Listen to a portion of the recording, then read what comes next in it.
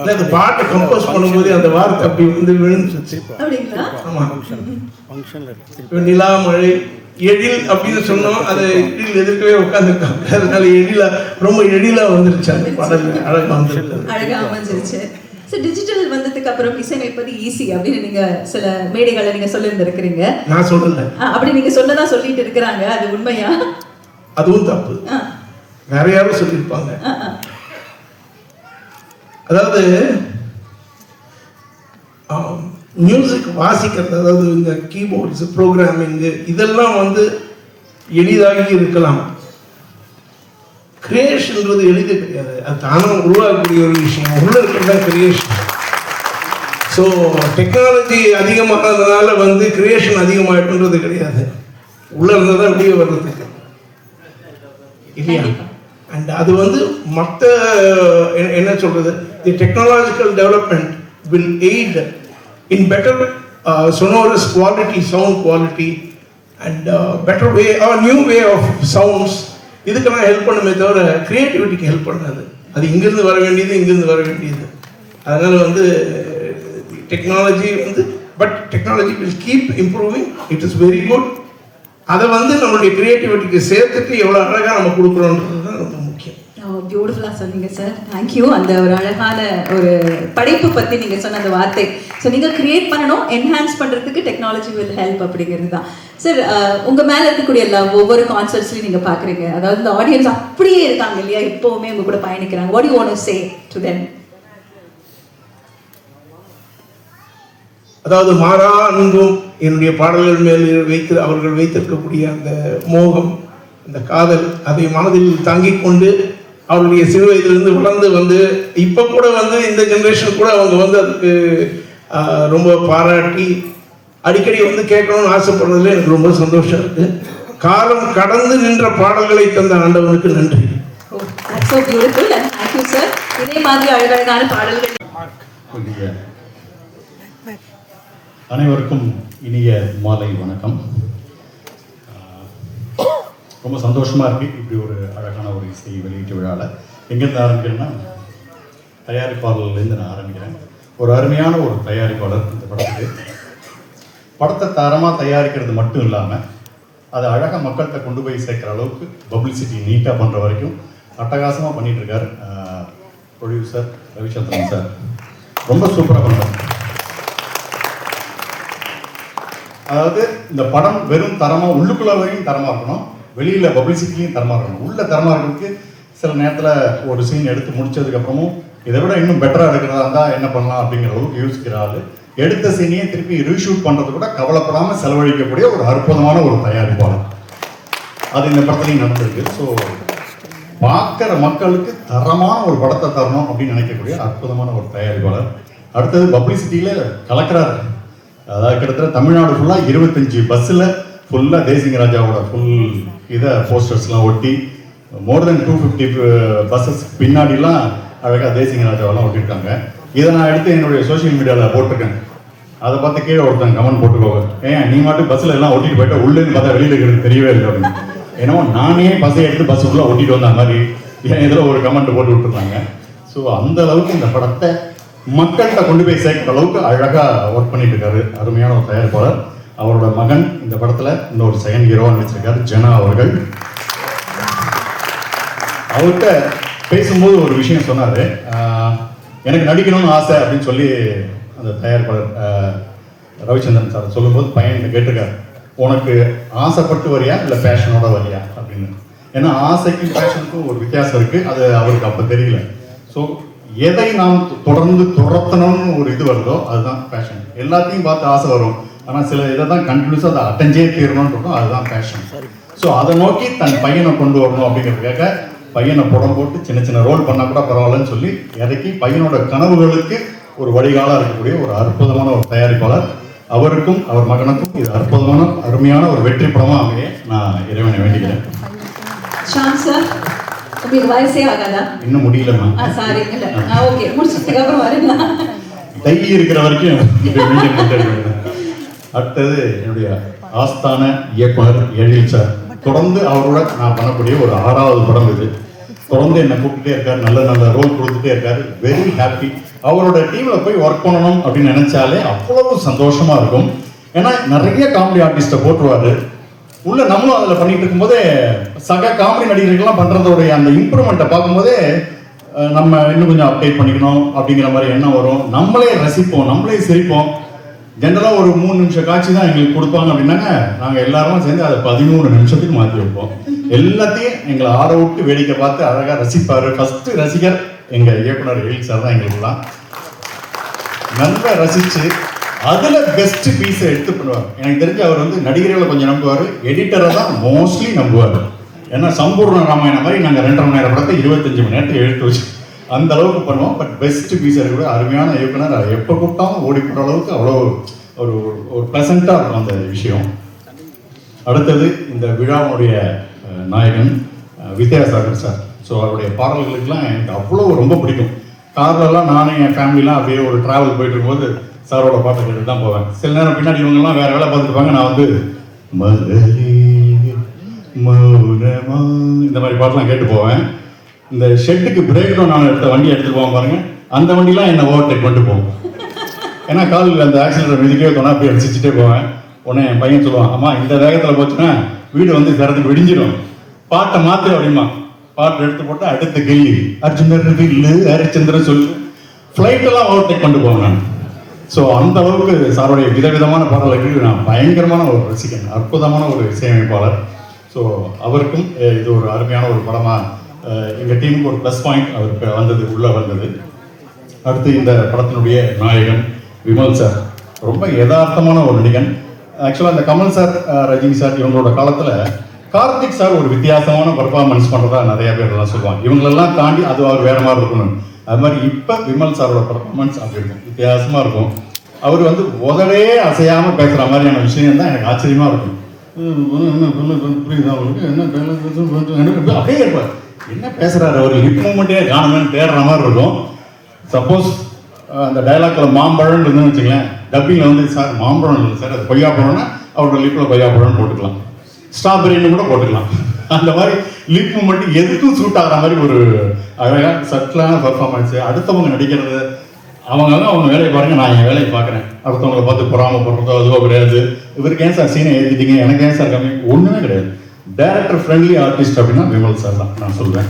அற்புதமான ஒரு அவருடைய தெரிஞ்சு ஒரு 3-4 படங்களுக்கு மேலே நடிச்சிட்டேன். இதுக்கப்புறம் எங்களோட மொத்த டீம் இருக்கு பாருங்க, ஜாலியான ஒரு டீம். ரவி மரியா சார்லேருந்து புகழ்லேருந்து இன்னும் சாமிநாதன் சார், சிங்கமொழி சார் எல்லாம் எனக்கு பிடிச்ச ஃபேவரட் ஆர்டிஸ்ட்டு.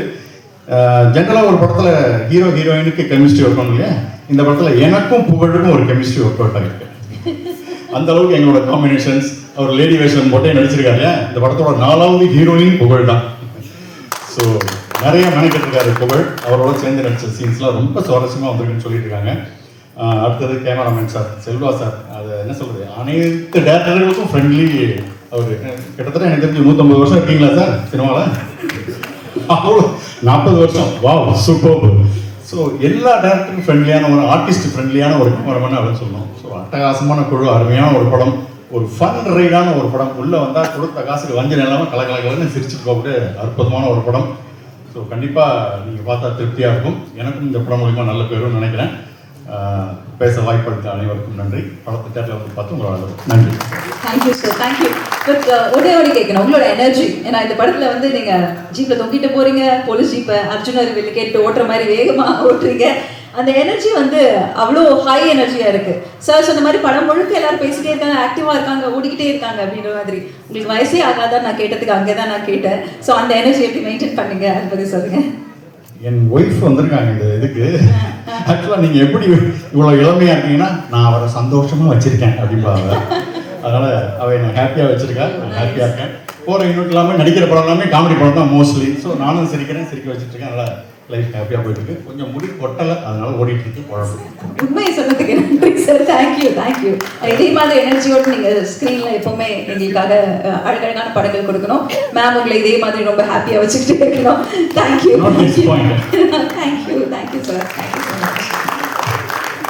அடுத்ததாக சார் வந்து ரொம்ப அழகாக ஒரு லீடர் நிறைய வேலை செய்யாம பேசுறது அப்படின்னு சொல்றீங்க சார். இந்த படத்துல பணியாற்றிய அனுபவம், ஏன்னா இந்த படம் முழுக்க ஒவ்வொரு ஆர்டிஸ்டுமே ஹை எனர்ஜி பெர்ஃபார்மர்ஸ். நம்ம ஆக்சுவல் விமல் அவர்களை எடுத்துக்கலாம், சான்ஸ் அவர்கள் வந்திருந்தாங்க, ரவி மரியா சார் இருக்காங்க, சிங்கப்பூலி சார் இருக்காங்க, காஸ்ட் அண்ட் க்ரூவே அப்படி ஒரு கலாட்டாவா இருப்பாங்க இல்லையா?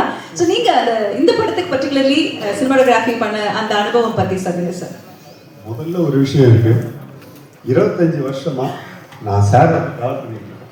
மிஸ்டர் எழில் சாரோட துல்லாத மனம் துள்ளும் அவருடைய முதல் படம் ஆரம்பிச்சு இந்த படம் 25 வருஷத்துக்கு அப்புறம் ஒரு பெரிய கைத்தட்டல் கொடுக்கலாம். ரெண்டு லெஜெண்ட்ஸ், ரொம்ப அழகா அண்டர்ஸ்டாண்டிங்கோட சினிமா இண்டஸ்ட்ரியில 25 இயர்ஸ். Beautiful sir, beautiful. இதுல இன்னொரு விஷயம் என்ன அப்படின்னா, சாரோட ஃபிலிம் ட்ராக்ல வந்து நான் துல்லாத மனம் பண்ணேன். பட் முதல் டிஜிட்டல் படம் பண்ணேன் கேமராமேன் அப்படின்ற பெருமையோட இந்த படத்துக்கும் சாரோட சேர்ந்து 25 வருஷத்துக்கு இந்த படமும் பண்ணேன். சார், ஒரு சீரியஸான படம் அப்படின்னா நிச்சயமா அதோட பிரசன்டேஷன் வேற மாதிரி இருக்கும். பட் ஒரு காமெடி படம், நல்ல கலர்ஃபுல்லா படம் இருக்க போகுது அப்படின்னா ஒரு சினிமாட்டோகிராஃபரோட பார்ட் அதுல எப்படி இருக்கும் சொல்லுங்க சார். அவனுக்கு வேலையே இருக்காது. அப்படியா? ஏன்னா ஒரு கிரைம் எடுக்கிறோம், மற்றபடி நிறைய டிஃப்ரெண்ட் டைப் ஆஃப் படங்கள் பண்ணும்போது என்ன இருக்கும் அப்படின்னா அதுக்கேற்ற மாதிரி நிறைய மெனக்கட்டும். காமெடிக்கு நீங்க கேமரா வச்சுட்டு எடுத்தா போதும், அவங்க பேசிட்டு போயிடுவாங்க.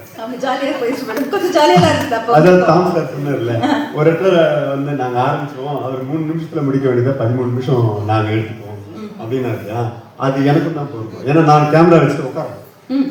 சாதாரண கேமராமேன் உட்கார்ந்ததுனால வேலை நடக்காது. பட் இது இந்த படத்தை பொறுத்த வரைக்கும் சார்கிட்ட ஒரு விஷயம் என்ன அப்படின்னா, இந்த படத்துல வேலை கிட்ட வந்தவங்க யாருமே விடலை அப்படின்றது என்னுடைய மைண்ட்ல இருக்கு. சின்ன சின்ன ஆட்கள் வந்தாங்க, சார் எனக்கு ஒரு ஜாப் வேணும், எனக்கு ஏதோ ஒரு கேரக்டர் கொடுங்கன்னா உடனே வந்து அசிஸ்டண்ட்டை கூப்பிட்டு உடனே வந்து நீங்கள் வாங்க உங்களுக்கு ஒரு கேரக்டர் கொடுக்குறேன். அந்த மாதிரி எல்லாருக்குமே அவங்க வேலை கொடுத்தது வந்து எனக்கு ரொம்ப சந்தோஷமான விஷயம். இந்த மாதிரி நம்ம இதில் நம்ம ஓடிக்கிட்டு இருக்கோம் அப்படிங்கிறது. அதுக்கு அடுத்தது இன்னொன்று சொல்ல போனால் தயாரிப்பாளர் ரவிச்சந்திரன் சார், அவரை பார்க்குறது ப்ரொடியூசர் மாதிரியே இல்லை, ஏதோ ஒரு ஐடி கம்பெனியில் ஒர்க் பண்ணி அப்படி வந்துட்டு ஜாலியாக போகிற மாதிரி தான் இருந்தார். இது வரைக்கும் என்கிட்ட அவர் மொத்தத்தில் பேசுறது பார்த்தீங்கன்னா ஒரு டோட்டலாக ஒரு 5 hours தான். இந்த படத்தோட டோட்டலாகவே நாங்கள் ஒரு 5 மணி நேரம் தான் மொத்தமாகவே பேசியிருப்போம். அவ்வளோதான். வரதும் தெரிய மாட்டேங்குது, போகிறதும் தெரியல. ஆனால் படத்தோட வேலைகள் மட்டும் பார்த்தீங்கன்னா ஒரு 35 நாளில் இந்த படம் அவ்வளோ விறுவிறுன்னு ஸ்டார்ட் பண்ணி முடிச்ச அது ரொம்ப ரொம்ப இப்போலாம் பெருமையாக இருக்கு. இன்னொரு விஷயமும் சொல்லணும், விமல் சார் பண்ண களவாணி படத்தை வந்து கன்னடத்துல யஷ் சாரை வச்சு நான் தான் கேமரா பண்ணேன், கிராத்தகா. ஸோ அதில் இவர் பண்ண நகாஸ் இருக்கு இல்லையா, அந்த படத்தில் வந்து சார் என்ன பண்ணியிருப்பாங்கன்னா ஹீரோவை வில்லனாக மாற்றிருப்பாரு, வில்லனை ஹீரோவாக மாற்றிருப்பாரு. ஏன்னா இருக்கிற எல்லா கெட்ட படமும் வந்து ஹீரோவுக்கு இருக்கும் களவாணியில். அந்த கேரக்டர் வந்து எல்லா தப்பும் பண்ணும் ஆனால் நல்லவன் அப்படின்ற மாதிரி ஒரு கேரக்டர் உருவாயிருப்பாரு. ஸோ அந்த விஷயத்தில் பார்க்கும்போது இப்போ எனக்கு தான் சொன்னேன், விவசாயிக்கு வந்து மண் எந்த அளவுக்கு ஒரு அது மாதிரி சார் வந்து ஒரு ஹார்ட் ஒர்க்கரு. எனக்கு தெரிஞ்சு ஏதாவது பார்க்கணும் பேசணும்னா கூட எப்போது சார் பிஸியாக தான் இருக்காங்க. அந்த விஷயம் இண்டஸ்ட்ரியை பொறுத்த வரைக்கும் ரொம்ப சந்தோஷமான விஷயம். இண்டஸ்ட்ரியில் ஒருத்தர் நம்ம ஃபோன் பண்ணும்போது நான் ஃப்ரீயாக இருக்கேன், நான் இந்த மாதிரி சொல்கிறத விட சார் இந்த ஷூட்டிங்கில் இருக்கேன், நான் வரட்டுமா பேசணுமா அப்படின்னு ஒன்று. ரெண்டாவது கைண்ட்னஸ். எல்லாரையும் யார் போனாலும் கூப்பிட்டு வச்சு பேசுகிற டைம் அது வந்து இன்னைக்கு இருக்க கலைஞர்களில் வந்து நிறைய பேருக்கு இல்லை. பட் இந்த படத்தை பொறுத்த வரைக்கும் எழில் சார், ஒருவேளை எழில் சாராக கூட இருக்கலாம். ஏன்னா அந்த மாதிரி ஒரு கேரக்டர் அவரும் எந்த நேரத்தில் எப்போ போனாலும் யார் வேணாலும் பார்க்கலாம், அந்த மாதிரி ஒரு கேரக்டர் வரும். ஸோ அந்த மாதிரி ஒர்க் பண்ணதுனால எல்லா நடிகர்கள் எல்லாருமே ஜாலியாக ஒர்க் பண்ணோம். எனக்கும் டைம் போனதே தெரியல, முடிஞ்சு போச்சா இல்லை. நிறைய ஷூட்டிங் வந்து நைட்டில் தான் எடுக்கும், 2 சாங்ஸே நைட்டு தான் எடுக்கும். இதில் இன்னொரு முக்கியமான விஷயம் சொல்ல போனால் வித்யாசாகர் சாரோட வந்து நிலாவே படம் நான் ஒர்க் பண்ணேன். அந்த படத்தில் வந்து நீ காற்று நான் மழை அந்த பாட்டு என்ன சொன்னாலும் தலையாட்டுவேன் அந்த சொன்ன ஒரே காட்டுக்காக அந்த கேமராவே நான் ஆட்டிருப்பேன். பார்த்துருப்பாங்கன்னு நினைக்கிறேன். அந்த மாதிரி ஒரு பாட்டு. அதுக்கு அடுத்தபடியாக அந்த நிலா சாங் நான் ரொம்ப ஃபீல் பண்ணேன். எனக்கு டைம் பத்தலைன்றது தான் உண்மை. அந்த சாங்கை வந்து நிறைய சுச்சுவேஷனில் நம்ம பண்ணியிருந்தோம் அப்படின்னா இந்த சாங் இன்னும் வேற ஒரு கோணத்தில் போயிருக்கோம். இருந்தாலும் அவர் கொடுத்த அந்த மெலோடிக்கு என்னால் எவ்வளோ முடியுமோ அதை நான் ஒர்க் பண்ணி கொடுத்துருக்கேன். Thank you sir, thank you. ரொம்ப அழகா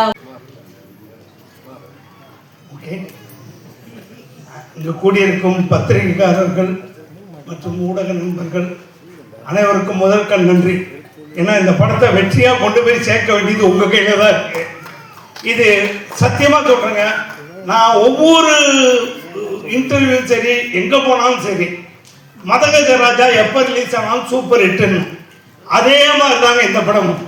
தேசிகராஜுக்கு ஆரம்பத்தில் எண்டு வரைக்கும் சும்மா கலகலன்னு சூப்பராக நீங்கள் பார்த்த முதல் தேசிகராஜா, வேலைன்னு வந்துட்டா வெள்ளக்காரன், அதே மாதிரி இதுவும் மிகப்பெரிய சக்ஸஸ். அவர் படம் எல்லாமே சக்ஸஸ் தான். காமெடியை ரசிக்க அந்த டைரக்டருக்கு ஒரு இது வேணும். அது நம்ம எழில் சார் ரசித்து எடுப்பார். நாங்கள் சீரியஸாக எடுப்போம். படத்தில் நீங்கள் பார்க்குறப்போ அது பயங்கர காமெடியாக இருக்கும். விமல் சார் செம்ம ஜாலியாக, ரொம்ப எங்களுக்கெல்லாம் அவ்வளோ ஹாப்பியாக இருந்தது. நான் சிங்கப்புலி சார், என் கூட சான்ஸு, புகழ், நிறைய நடிகர், ரவி மரியான் சார் பின்றாரு, எங்கே போட்டி போடவே முடியாது அந்த அளவு எல்லாருமே ரொம்ப. அதே மாதிரி ரோபோ சங்கர் சார் இந்த படத்தில் நீங்கள் எதிர்பார்க்குற ஒரு வித்தியாசமான ஒரு விஷயம் பண்ணியிருக்காரு. நீங்கள் படம் பாருங்கள், ரொம்ப நல்லா இருக்கும். மியூசிக் டைரக்டர் நம்ம வித்யாசாகர் சார் ரொம்ப வருஷம் நண்பர். அவருடைய மெலோடி சாங்கும் சரி, டப்பாங்குத்து சாங்கும் சரி, எல்லா சாங்குமே கலக்கலாக இருக்கும். வித்யாசாகருக்கு ரொம்ப தேங்க்ஸ், ரொம்ப நன்றி. கேமராமேன் செல்வா சார், அதாவது எங்களோடு இணைஞ்சு ரொம்ப ஜாலியாக உட்காரவே மாட்டாருங்க. வர வேலை செஞ்சே ராத்திரி 12 ஆகிடும். என்ன சார் அப்படின்னு கேட்க, அவன் ஜாலியாக எங்கள் கூட ஒர்க் பண்ணிட்டு இருப்பார். அவருடைய அசிஸ்டன்ஸுக்கும், இந்த முருகன் சார், ஞானசேகர் சார், நான் டைரக்டரோட டைரக்டர் அசிஸ்டண்ட்டுங்க எல்லாருக்கும் நன்றியை தெரிவிச்சுக்கிறேன். இந்த படத்தோட காஸ்டியூம் டிபார்ட்மெண்ட்டு, இந்த படத்தில் இருக்க மேக்கப் எல்லாருமே ரொம்ப ஹெல்ப்ஃபுல்லாக இருந்தாங்க. எல்லாருக்கும் நன்றியை தெரிவிச்சுக்கிறேன். எனக்கு வாய்ப்பு கொடுத்த எழில் சாருக்கு ரொம்ப நன்றி. இங்கே வந்திருக்கிற எல்லாரோடையும் ஒர்க் பண்ணியிருப்பீங்க. விமல் சார், இவங்க எல்லாருமே இந்த காம்பினேஷனில் தேசிகராஜா 1 போல இதுவும் ஹிட் ஆகும்னு சொல்லிட்டீங்க. நீங்கள் செட்டில் இருந்தால் என்னெல்லாம் நடக்கும்? ஏதாவது ஒரு கலாட்டா பற்றி சொல்லுங்கள் சார். ஏதாவது கலாட்டா நடந்துக்கிட்டே இருக்கும். ரவிமோகன் சார் ஒரு கிண்டல் பண்ணிட்டு அப்படி இடுப்பு கிள்ளி விட்டு போயிட்டே இருப்பார். திடீர்னு விமல் சார் ஒரு காமெடி பண்ணிட்டு போயிட்டு கலாலெல்லாம் தான் இருப்போம். ஆனால் சீன் வந்துட்டா சீரியஸாக இருக்கணும். எழில் சார் விளையாட்டுத்தனமாக இருக்கக்கூடாது. ஏன்னா அவர் என்ன நினைக்கணும், என்ன எடுக்கணும் நினைக்கணும் நமக்கு சொல்லிக் கொடுப்பார். நம்ம எங்கேயாவது மிஸ் ஆனால் கூட சாமி இதை பண்ணுங்க, இதை பண்ணுங்க, ஒவ்வொருத்தருக்கும் அது சொல்லிக் கொடுப்பாரு. அந்த அளவுக்கு அவர் அவ்வளோ இன்வால்வ்டாக ஒர்க் பண்ணுவார். எழில் சார் ரொம்ப தேங்க்ஸு, ரொம்ப தேங்க்ஸு. அவர் படத்தில் நான் ஒரு 5-6 படம் நடிச்சிருக்கேன். எல்லா படத்துலையும் என் கேரக்டர் ஹிட்டு. அதே மாதிரி இந்த படத்தில் எல்லா கேரக்டரும் ஹிட்டு. அத்தனை கேரக்டருக்கும் ஒரு விஷயத்தை வச்சிருக்காரு. எல்லாருமே ஜாலியாக பண்ணுங்க. புகழாக வந்து கலக்கியிருக்காரு. இந்த மாதிரி படம் நீங்கள் பாருங்கள். நாங்களே எங்களை புகழ்ந்துக்க கூடாது. நீங்கள் வணக்கம். வந்திருக்கக்கூடிய பத்திரிகை, தொலைக்காட்சி ஊடகங்களுக்கு வணக்கம். 4 நூற்றாண்டையும் கடந்து இன்னைக்கும் நகைச்சுவைக்கு இப்போ உள்ள இயக்குனருக்கு டஃப் கொடுத்துக்கிட்டு இருக்க ஒரே இயக்குனர் தான் எழிலுக்கு இயக்குனர் எங்கள் எழில் சார் தான். நாங்கள் எல்லாருமே அவருடைய காம்பவுண்டு தான். எப்பவுமே பெருமையாக சொல்லிக்குவோம். வாடகையே வாங்க மாட்டாங்க, அப்படி ஒரு காம்பவுண்ட் அது. இப்போ முருகன் அண்ணன் வந்து சொல்லிட்டு போனார்ல, 23 பக்கம் எழுதி நான் குரூப்பம் தூக்கி போட்டார்னு. 23 பக்கம் இல்லை, 123 பக்கம் எழுதிட்டு போனாலும் அவர் ஓரமாக தூக்கி வச்சிருவார். அந்த மாதிரி ஒரு இயக்குனர். ஏன்னா அவருக்கு தெரியும், கோயம்புத்தூரில் கேமரா இருக்கும், அவர் கோடம்பாக்கத்தில் உட்காந்துருப்பார். கோயம்புத்தூரில் கேமரா ஷூட்டிங் போயிட்டு இருக்கோம், இவர் கோடம்பாக்கத்தில் உட்காந்துருப்பாரு. சார் என்ன சார் ஷூட் போகுது அப்படின்னா, உள்ள 15 காமெடி போராட்டம் இருக்கு. இந்த 15 காமெடி போராட்டமும் பேசி அவங்களாம் அடிச்சுக்கிட்டு நாரி அவங்களே ஒரு எடிட் பண்ணி ஒன்று கொடுத்துருவாங்க. அதுக்கப்புறம் கடைசி போராட்டம் எடிட்டர். ஏன்னா 25 பேர் பேசிக்கிட்டே இருப்பான். ஹீரோக்கு தான் பேச வேண்டிய டைலாக் அவ்வளவு பேர் வாய் அசைஞ்சுக்கிட்டே இருக்கும். ஏன்னா எங்க கிடைச்சா என்ன டப்பிங் போடலாம்னு யோசிச்சுக்கிட்டே இருப்பாங்க. எல்லாத்தையும் தாண்டி எடிட் பண்ணி ஒரு அழகான சீனா வந்துடும். அதுக்கு வந்து நிறைய படங்கள் வேலைக்கு வந்துட்டா வெள்ளக்கார முதற்கொண்டு இன்னைக்கு வரையும் எனக்கு குழந்தைகள் மத்தியில் அவ்வளோ பெரிய ஒரு பேர்னா அது எழில் சார் தான். உண்மையிலே அப்படி ஒரு வாய்ப்பு. அது மாதிரி மாப்பிள்ளையை பற்றி நான் ரொம்ப பெருமையாக சொல்லுவேன். விமல் மாப்பிள்ளைய அவர் சொன்ன மாதிரி வாய் அசைக்கவே மாட்டார். நான் நிறைய இடத்துல பேசியிருக்கேன். அவர் மாதிரி இப்போ நமக்கெல்லாம் உடம்பு வலிக்குது அப்படின்னா வந்து நம்ம ஃபோன் பண்ணி கேட்போம்ல, ஒரு நிகழ்ச்சிக்கு போகிறோம், மாப்பிள்ளை எங்கே இருக்கீங்க அப்படின்னா என்ன சொல்லணும்? மாமா அந்த தூக்கிட்டு இருக்கு, நான் வந்துட்டேன், இதுதான் சொல்லணும். இப்போ பாருங்களேன், அவர் எப்படி பேசியிருப்பாரு சொல்கிறேன். மாப்பிள்ள வணக்கம் மாப்பிள்ள, ஆடியோ லான்ச்சுக்கு ரொம்ப லேட் ஆயிடுச்சு மாப்பிள்ள, எங்கே மாப்பிள்ள இருக்கீங்க?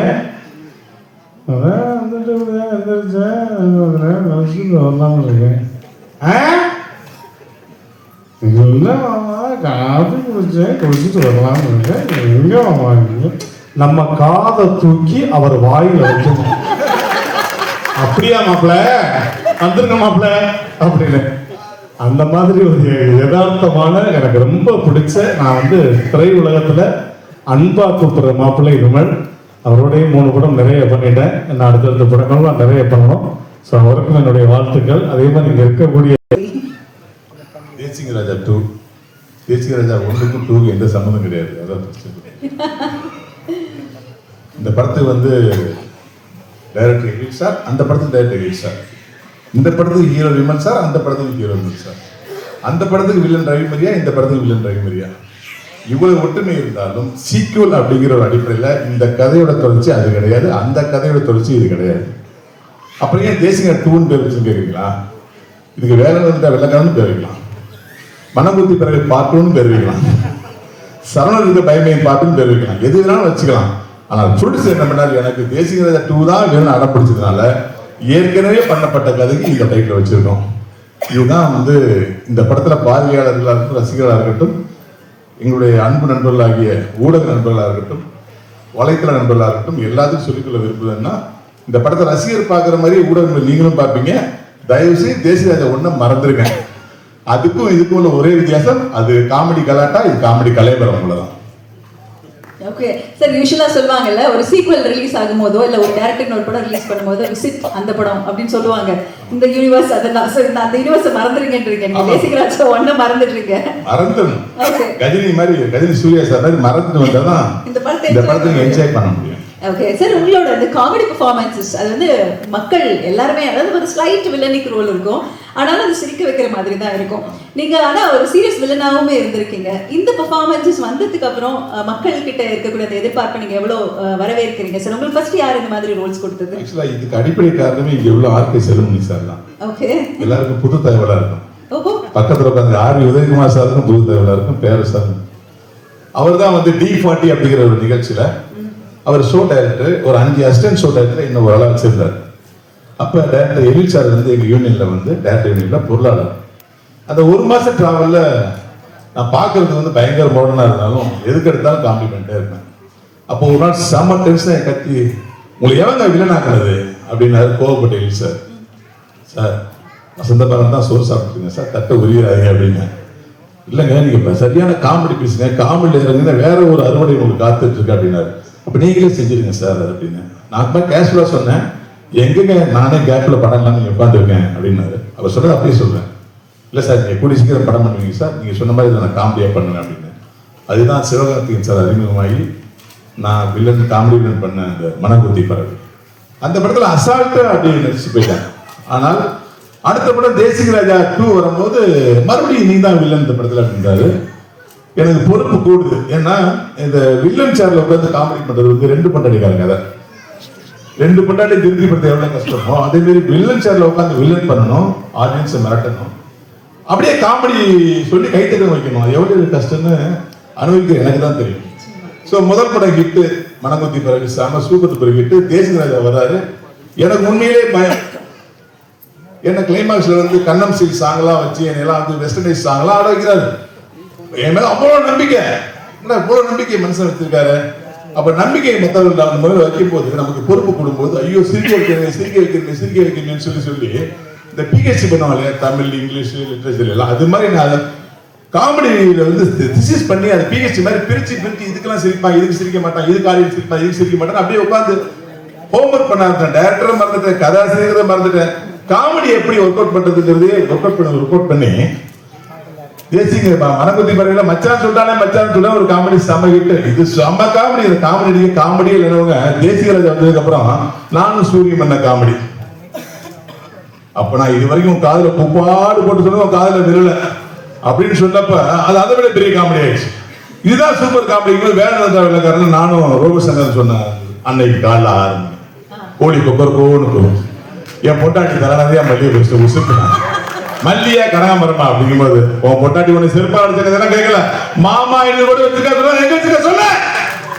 அந்த காமெடிக்கு அந்த காமெடி வந்து கிட்டத்தட்ட 12 வருஷம் ஆச்சு. இன்ன வரைக்கும் அது வந்து மீம்ஸ் ஆகும், டெம்ப்ளேட் ஆகும். எப்ப பார்த்தாலும் ஒரு அரசியல் நிகழ்வா இருக்கட்டும், ஒரு பொது நிகழ்வா இருக்கட்டும், அதை கம்பேர் பண்ணி பண்ற ஒரு மீம்ஸை ஒரு மிகப்பெரிய கடவுள் ஆசீர்வாதத்தை எனக்கு கிடைச்சது.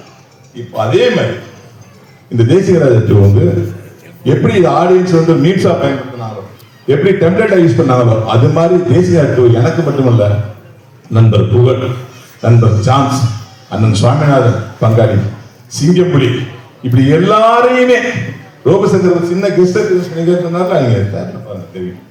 இது எல்லாருக்குமே வந்து இந்த படம் வந்து ஒரு பெரிய சூப்பர் டூப்பர் ஹிட்டா இருக்கும். நான் இந்த இடத்துல ஒரே ஒரு மன்னிப்பை கட்டுகிறேன். வாசிக்கவே விடாத அளவுக்கு நாங்க பேசிட்டே இருந்ததுக்காக வித்யாசாகர் சார் நாங்க மன்னிப்பு கேட்டுக்கிறேன். இது தப்பு இல்லை சார், இவங்க எல்லாம் இருக்காங்கன்னு தெரிஞ்சு போது எனக்கு தமிழ்ல ஒரு வார்த்தை கூட பேச தெரியாது. பட் இவங்க ரொம்ப சப்போர்ட்டிவா இருக்கு. உங்களுக்கு தமிழ் டீச்சர்? ஓகே. ஸோ நான் வந்து மலையாளி. நான் மலையாளம் படிச்சுட்டு இருக்கேன். மலையாளம் படிப்பிச்சிருக்கேன். ஓ, நீங்க மலையாளம் சொல்லி கொடுத்துருக்கீங்க? Okay okay, nice nice. So இங்க வந்து ஒரு லாங்குவேஜ் ட்ரைனிங் கிளாஸ் போயிட்டு இருந்திருக்கு. சரி, இப்போ இங்க ஒரு படம் முழுக்க டயலாக்ஸா இருக்கும்ல, எல்லாருமே பேசிக்கிட்டே இருப்பாங்க, நிறைய காமெடி நடந்துட்டு இருக்கும். உங்களுக்கு அதெல்லாம் புரியுமா? கலாட்டாவா இருக்குமா செட் எல்லாம்? அந்த டைம் எனக்கு அது புரியாது. ஆக்சுவலி என்னோட போர்ஷன் வந்து கொஞ்சம் சென்டிமெண்டல் சீன்ஸ் தான். So okay. ஸோ அங்கே யாரும் காமெடி பண்ணலை, அதனால கொஞ்சம் எஸ்கேப் ஆயிடுச்சு நம்ம, இல்லையா? Okay, thank you. இதே மாதிரி வண்டர்ஃபுல் ஃபிலிம்ஸ் உங்களோட கரியர் முழுக்க நிறைஞ்சிருக்கட்டும். Wishing you all success. Thank you.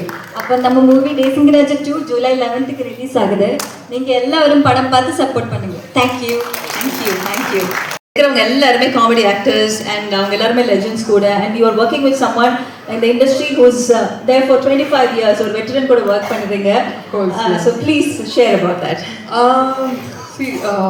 The moment I got to work, so we worked on this song called A Very Beautiful Melody by Vidyasagar sir, and I'm a huge fan. So we have a remake of we have a dubbed version of Chandramukhi in Telugu as well. By the way, I'm a Telugu girl. Okay. To those who don't know me, I'm Harshita. I'm one of the female leads of the film. I come from Hyderabad. So அப்பத்திலிருந்து இப்போ வரைக்கும் நான் ரொம்ப fan of Vidyasagar sir work, and to be dancing to his music, to his tunes and songs, it's like a dream come true. So இந்த படத்துல என்னோட song ரொம்ப மெலடியான ஒரு song இருக்கு, யாரு பத்த மாய வைத்த காரணம்னு song. So I really enjoy dancing to that. பரவாயில்ல, ரொம்ப அழகாக ப்ரொனவுன்ஸ் பண்ணுறீங்க அந்த லிரிக்ஸ். ஸோ ஐம் ஹாப்பி நீங்கள் சீக்கிரம் நிறைய தமிழ் கற்றுப்பீங்க அப்படின்னு சொல்லிட்டு. மைண்டில் ரொம்ப நாள் ஓடிட்டு இருந்துச்சு. சரி, நம்ம நல்லா ஒரு கலகலப்பான படத்துலையும் இல்லை நல்லா மக்களை சிரிக்க வைக்கிற படத்துலையும் நடிக்க கூட நடிச்சிருக்கும் போது தான் நம்ம காட்ஸ் கிரேஸ் சார் இல்லை சார் படத்துலையும் எனக்கு வாய்ப்பு கிடைச்சி ரொம்ப நன்றி சார். அண்ட் உங்களோட experience working with Ezhil sir and இவ்வளோ பெரிய டீம் இல்லை, இப்போ எல்லாருமே வந்து பார்த்தீங்கன்னா பெரிய டைரக்டர்ஸ், அதெல்லாம் அப்படியே சும்மா பேசினாலே காமெடி அப்படியே வந்துடும். அவங்களுக்கு டைலாக்ஸ் எல்லாம் பேப்பர் தேவையில்லைன்னு எனக்கு சும்மா சொல்லிட்டா போதும். அந்த மாதிரி ஆட்கள் தான் எல்லாருமே, நாங்கள் அவ்வளோ ரசிக்கிறோம். So working with such veteran and senior எப்படி இருந்துச்சு உங்களுக்கு? இல்லை, ஆக்சுவலாக ஷூட்டிங் ஸ்பாட் எப்படி இருக்குன்னா வந்து சார் வந்து ஒரே ஒரு வார்த்தை சொல்லுவார், ஆக்ஷன்னு. அவ்வளோதான் முடிச்சு. இங்கே இருக்கிற எல்லா ஆர்டிஸ்டாக போட்டி போட்டு அடிக்க ஆரம்பிச்சிருவாங்க. 4 வார்த்தை டைலாகை 4 டைலாகை எவ்வளோ முடியுமோ அவ்வளோ இம்ப்ரவைஸ் பண்ணி இங்கேருந்து கவுண்டர் பறந்துகிட்டே இருக்கும். இந்த கவுண்டரோட நான் நின்றுட்டு இருப்பேன். நான் டக்குன்னு கோஆர்டினேட்டர் போய் கேட்பேன், நான் ஏதாச்சும் எதாவது பண்ணுவேன், நான் இம்ப்ரவைஸ் பண்ணி, தம்பி உனக்கு இருக்கிற மீட்டரை மட்டும் ஃபாலோ பண்ணி நீ காமெடி பண்ணக்கூடாது, உன்னை சுற்றி தான் காமெடி நடக்கணும் இன்னும் சொல்லுவார். சரி ஓகேன்னு சொல்லிட்டு அதான் ஷூட்டிங் ஸ்பாட்டே நல்லா பரபரப்பாக இருக்கும், நல்லா கலகலப்பாக இருக்கும். ஸோ அதுதான். ஓகே, விமல் சார் பொறுத்த வரைக்கும் வந்து இஸ் வெரி சப்போர்ட்டிவ் இண்டஸ்ட்ரியில். நீங்கள் பார்த்தீங்கன்னா நிறைய ஹீரோஸ், இன்ஃபேக்ட் இப்போ சூரி சார் வந்து அவங்க படம் பண்ணும்போது அதில் கூட ஒரு one of the guest role அவங்களுக்காக, ஒரு நண்பருக்காக ஒரு பியூட்டிஃபுல்லான ரோல் பண்ணியிருந்தாங்க. So he's always been supportive to his friends and கூட நடிக்கிறவங்க எல்லாருக்குமே. ஸோ அதை பற்றின ஒரு அனுபவம் சொல்லுங்க. இல்லை சார், அதான் இப்போ வந்து இப்போ விமல் சார் வந்து ரொம்ப one of the well known actor in Tamil cinema. அவர் வந்து எப்படின்னா வந்து இப்போ நிறைய பேர் சொல்லிட்டாங்க, அது நான் திருப்பி சொல்கிறேன், ஸ்பேஸ் கொடுத்துருவாரு. அவன் வந்து டைலாக் பேசுகிறோமே, நான் ஓகே அந்த கியூ அவன் எடுத்துட்டோம், அதுக்கப்புறம் நான் வரேன்னு சொல்லி ஸ்பேஸ் கொடுப்பாரு. அது எனக்கு ரொம்ப ரொம்ப ஒரு சார்ட்டுக்கு ஒரு மிகப்பெரிய ஒரு ப்ளஸ் பாயிண்ட். ரொம்ப ரொம்ப நன்றி சார் ஸ்பேஸ் கொடுத்தது. சரி, இப்படியே நம்ம பேசிட்டே இருக்கோம். பாட்டெல்லாம் பார்த்தாச்சு இல்லையா? அந்த பாட்டில் வந்து நீங்கள் சூப்பரான டான்ஸ் ஹுக் ஸ்டெப் எல்லாம் வரப்போகுது இனிமே. ஸோ அதனால பேசுறது போதும், ஒரு பெர்ஃபார்மன்ஸ் கொடுத்துடலான்னு. நீங்கள் ஒரு டான்ஸ் பெர்ஃபார்மன்ஸ் கொடுத்தீங்கன்னா நல்லா இருக்கும். ஜஸ்ட் ஒரு 2 லைன்ஸ். ஏங்க அதான் வெயிட் பண்ணுறேன், நீங்கள் பாட்டுக்கு டான்ஸ் பண்ணுறீங்க. என்ன அப்படி போட்டு விட்டாங்க? கண்டிப்பா ஹர்ஷிதா அவர்களை நான் வேலைக்கு கூப்பிடுறேன். ஜஸ்ட் ஒரு 2 லைன்ஸ், அவ்வளோதான். வேற எதுவுமே நான் உங்களை கேட்கல. ஒரே ஒரு ஸ்டெப் போடுறோம், படத்துக்கு வருவோம். நிச்சயமா எழில் சாருடைய படத்தில் நடிக்கும் போது எல்லாருக்குமே ஒரு மகிழ்ச்சி இருக்கும். அவங்க எல்லாரும் சொல்ற மாதிரி தான், என் மனைவி, என்னுடைய தாய் தந்தையர், என் குடும்பத்தினர் கூட என்னை பேச வச்சு அழகு பார்த்துருக்க மாட்டாங்க. எழில் சார் என்னை பேச வச்சு அழகு பார்த்துருக்கு. பேசட்டும், போதும், எவ்வளோ பேசுகிறானோ பேசட்டும். மானிட்டராண்ட பார்த்து சிரிச்சுக்கிட்டே இருப்பார். இப்படி ஒரு இயக்குனர் பார்க்க முடியாது. எதுக்கு இவ்வளோ அப்படின்னு சொல்லுவாங்க. சி, அவன் பேசணும் ஆசைப்படலாம், பேசட்டும், எது வேணுமோ வச்சுக்கலாம், அதில் தெளிவாக இருக்காரு. அது மாதிரி ஒரு அருமையான இயக்குனர் எல்லாருக்குமே ஒரு நல்ல ஒரு வாய்ப்பு எங்களுக்கெல்லாம் கொடுத்துருவார். எப்பயுமே யார் என்ன செய்ய வர, அவங்ககிட்ட ஏதோ ஒன்று இருக்குது அப்படின்னா வெளியே வரணும்ல, வரதுக்கு முன்னாடியே கட் பண்ணால் அந்த விஷயத்தில் எங்களுக்கு வந்து எழில் சாருடைய இந்த விஷயம் எங்களை நிறைய பேரை காப்பாற்றிருக்கு. அதே மாதிரி எங்கள் ஃபேமிலியில், அதாவது இந்த படத்தில் படமுடைய டீமு எல்லா படத்துலையும் வச்சுருப்பார்.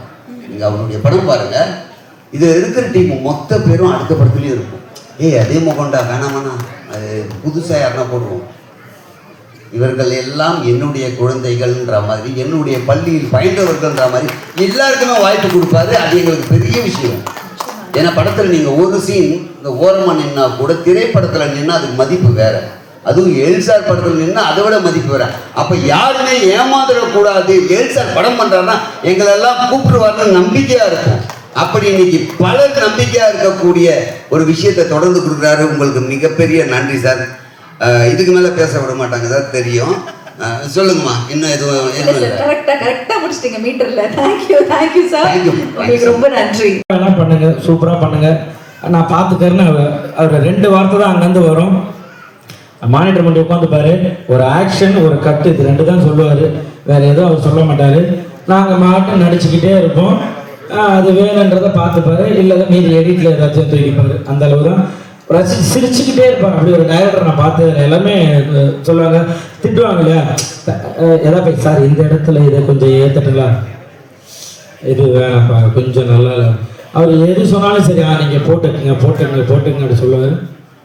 அதே போல் லேடி கெட்டப் பண்ணணும் எனக்கு ரொம்ப ஆசை. ஏன்னா லேடி கெட்டப் மூலியமாக தான் எனக்கு வந்து ஒரு நல்ல மேடை கிடைச்சிது. ஸோ என்கிட்ட வந்து இல்லை பக்கம் லேடி கெட்டப் பண்ணோம் அப்படின்னா ரொம்ப சந்தோஷம் சார், கண்டிப்பாக பண்ணுறேன் சார் அப்படின்றோம். அதே போல் விமல் சார் வந்து, நான் ஆக்சுவலாக சினிமாவுக்கு வந்ததுக்கப்புறம் நான் பழகினதில் எனக்கு ஒரு 2 பேர் டெய்லியும் பேசிப்போம். மாதத்தில் ஒரு 25 நாள் 30 நாள் ஜாலியாக பேசிக்கணும் அப்படின்னா, ஒன்று சசிகுமார் சார், இன்னொன்று விமல் சார். சும்மாவே ஃபோன் பண்ணி ஜாலியாக பேசிப்பேன். என்ன தம்பி, என்ன பண்ணுறீங்க, எங்கே இருக்கீங்க, சாப்பிட்டீங்களா அப்படின்ட்டு இவரும் பேசுவார். சசிகுமார் சார் 2 பேருமே அவ்வளோ அந்த ஒரு போட்டி பொறாமை எதுவுமே கிடையாது. யார் வந்தாலும் சரி அவங்க கூட ஜாலியாக பழகக்கூடிய வருது. அந்த அளவு வருது. அவர் கூட பழகந்து ரோபா மாமா, ஜனா, ப்ரொடியூசர் சார் அன்றைக்கி ஷூட்டிங்க்கு வந்திருந்தார். என்ன வந்துட்டு போகிறாரு, ப்ரொடியூசர் சாரே வந்துட்டு போகிறாரு, என்ன விஷயம்னு கேட்டாங்க. என்னை ரவிமேரி சாரையும் பார்க்க வந்தாங்க. இல்லை, டீசர் ஈவினிங் 6 மணிக்கு ரிலீஸ் ஆகுது, ஸோ அதான் சும்மா அப்படியே உங்களை பார்த்துட்டு சொல்லிட்டு போனேன். அப்படி ஒரு ப்ரொடியூசரை நான் பார்த்ததே கிடையாது. அங்கே வந்து ஒரு இடத்துக்கு வந்து முருகன் அண்ணனை கூட்டு வந்து பார்த்து இந்த மாதிரி ஒவ்வொருத்தவங்களையும் பார்த்து எல்லாத்தையும் பேசி இந்த மாதிரி படம் ரிலீஸ் ஆகுது, சூப்பர், நீங்களாம் நான் சப்போர்ட் எல்லாமே இருக்கணும்னு சொல்லிட்டு ஒருத்தராக சின்ன ஒரு ஆர்டிஸ்டாக இருந்தால் கூட வந்து அதை சொல்லிட்டு போகிறது. Producer sir, thank you so much sir. சொன்ன மாதிரி அந்த ப்ரொமோஷனெலாம் போயிட்டு இருந்தப்போ எல்லாருக்கும் சாப்பாடுலேருந்து எல்லாமே நீங்கள் எங்கே வேணால் சாப்பிடுங்க, அவங்க ஃபோட்டோ காரை கொடுங்க, இது பண்ணிட்டாங்க, எல்லாம் அப்படி பார்த்துக்கிட்டீங்க. Thank you so much. அதாவது ரவி சார், சாம்சன்ஸ்லாம் ஸ்கிரிப்டை வாங்கிக்கிட்டு புகழ் நீங்கள் இந்த இடத்துல இதை போடுறீங்களான்னு ஸ்கிரிப்ட் ஒர்க் பண்ணிக்கிட்டே இருப்பார். அவர் என்ன ஒரு பேப்பரை கொடுத்தாலும் அந்த பேப்பரை 20 பேப்பர் ஆக்கி எழுதிக்கிட்டே இருப்பார். நம்ம ஒரு புதுசாக வளர்ந்து ஒரு விஷயம், ஒரு சின்ன பையன் வரேன், எல்லாருமே கை கொடுத்து அவ்வளோ அழகாக, இல்லை நீங்கள் இந்த கவுண்டர் போடுங்க, நீங்கள் போடுங்கன்னு எல்லாருமே வாங்கிட்டாங்க. ரொம்ப உங்ககிட்டலாம் ஒர்க் பண்ணுறது எனக்கு ரொம்ப ஹாப்பி. தேங்க்யூ ஸோ மச் எழில் சார், உங்களை மறக்கவே மாட்டேன். ஏன்னா வந்து எல்லாருமே கேட்டுன்னு இருந்த ஒரு வார்த்தை, புகழ் நீங்கள் சினிமாவில் எப்போ காமெடி பண்ணுவீங்கன்னு நிறைய கேட்டுகிட்டே இருந்தாங்க. அது எல்லாருக்கும் பதிலாக இந்த தேசிங் ராஜா 2 இருக்கும்னு நான் கண்டிப்பாக நம்புகிறேன். அப்படி தான் எல்லாம் ஒர்க் பண்ணியிருக்கோம் எல்லாருமே. இந்த படம் ஜெயிக்கணும், யாருமே வந்து அப்பா இந்த படம் இவ்வளோப்பா இந்த படம் ஓடக்கூடாதுன்னு யாருமே நினைக்கப்படுறாரு. எல்லாருமே படம் ஓடணும், ஜெயிக்கணும், மக்கள்கிட்ட போய் சேரணும் அப்படின்னு தான் உழைக்கிறது. கண்டிப்பாக இதில் வந்து நீங்கள் கோதன் அண்ணா சூப்பராக சொன்னார். உண்மையிலே வந்து அதெல்லாம் ஒரு நடிகர்களாக எல்லாருமே சின்ன சின்ன ஆர்டிஸ்ட்டு ஜூனியர்ஸ் யாருக்காக இருந்தாலும் அந்த வலி இருக்கும். ஏன்னா அவ்வளோ கஷ்டப்படுற ஒரு படத்துக்காக ஒரு 10 நிமிஷம் அதுக்காக இவ்வளோ தூரம் நீங்கள் மெனக்கணும்னா ஒரு படம் எடுக்கிறதுக்கு எவ்வளோ தூரம் மெனக்கணும். ஈஸியாக ஒரே வார்த்தையில் படம் நல்லா இல்லை வேஸ்ட்டு அப்படின்ற வார்த்தை சொல்லுறீங்க. இதுக்காக ஒரு லைட்மேன் ஆகட்டும், ஒரு ப்ரொடக்ஷன் ஒர்க் ஒரு தண்ணி எடுத்துகிட்டு ஓடியான் ஆகட்டும், அவங்க வீட்டில் அவங்க குழந்தைகிட்ட சொல்லுவாங்க இந்த படத்தில் அப்பா ஒர்க் பண்ணியிருக்கேன், இந்த படத்தில் நான் தான் லைட் போட்டேன் அப்படின்னு அவ்வளோ பேர் ஒர்க் பண்ணி ஒரு 60 நாள் 7 நாள் எடுத்து எடிட்டிங் போய் அதெல்லாம் முடித்து ஒரு படத்தை தேட்டரில் எடுத்துகிட்டு வர்றது வந்து அவ்வளோ பெரிய விஷயம். இதை ஈஸியாக சொல்லுவீங்க படம் நல்லா இல்லை. அண்ணா சொன்ன மாதிரி மக்கள் போய் பாருங்கள். நீங்கள் நல்லா இல்லை புகழ் நல்லா நடிக்கல அப்படின்னா கண்டிப்பாக எல்லாருமே மாற்றிக்கிறோம். ஈஸியாக ஒரு சும்மா உங்களுக்கு வருமானம் வருதுன்றதுக்காக ஒரு யூடியூப்பில் டக்குன்னு இது படம் நல்லா இல்லைன்னு சொல்கிறாங்க. ஏன்னா இது அத்தனை பேரோட உழைப்பு, அவ்வளோ கஷ்டப்பட்டுருக்கோம். தேங்க்யூ ஸோ மச் எனக்கு இந்த ஒரு மேடை கொடுத்ததுக்கு.